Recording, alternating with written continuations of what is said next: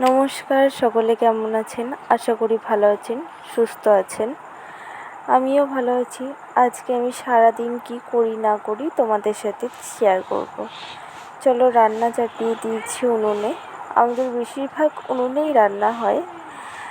তো আজকে রান্না করব পটল ভাজা আর মাংসের ঝোল।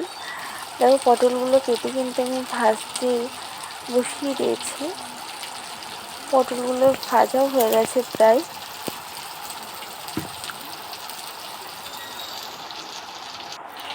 এরপরে মাংসের আলুগুলো ভেজে নেব লাল লাল করে বেশ। আলু ছাড়া কিন্তু মাংসটা তেমন একটা জমে না।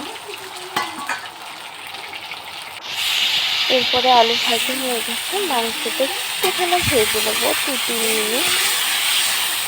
এইভাবে রান্না করলে ভারী টেস্ট হয়, জানেন তো। খেতেও ভারী ভালো লাগে।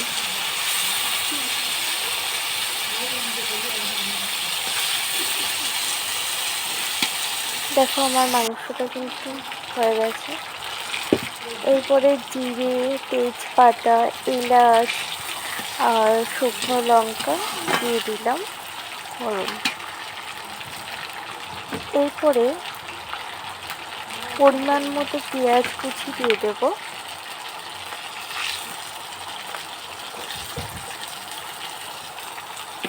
এরপরে ভালো করে নাড়াচাড়া করে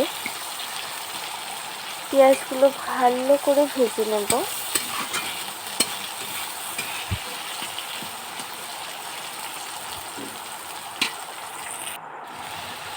এরপরে মাংসটা দিয়ে কষিয়ে নেব। আর এর মধ্যে আমি কী কী মশলা অ্যাড করেছি সেটি হচ্ছে জিরে, আদা, লঙ্কা, পেঁয়াজ কুচি, রসুন আর একটু পরিমাণ মতো চিনি, লবণ দিয়ে দিয়েছি স্বাদ মতো। তোমরা নিজেদের স্বাদ মতো দিয়ে নেবে। এরপরে ভালো করে কষাতে হবে।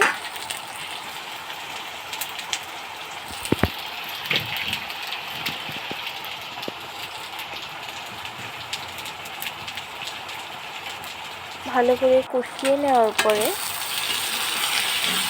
ভালো করে কষাতে হবে যেন কড়াইয়ে না লেগে যায়। দেখো, এরপরে পরিমাণ মতো জল দিয়ে নেব। তোমরা নিজেদের মতো দিয়ে নিও। এরপরে তৈরি হয়ে গেছে। দেখো, ভাত নিয়ে বসে গেছি। নদীতেও প্রচুর জল বেড়েছে। এরপরে দেখো, রাস্তায় প্রচুর জল জমে আছে আর কাদাও হয়েছে গাড়ি যাওয়ার জন্য, মাটির গাড়ি যাওয়ার জন্য প্রচুর কাদা বৃষ্টির কারণে। আজকের ভিডিওটা এই পর্যন্তই। ভালো লাগলে লাইক, কমেন্ট, সাবস্ক্রাইব করে আমার পাশে থেকো। টাটা।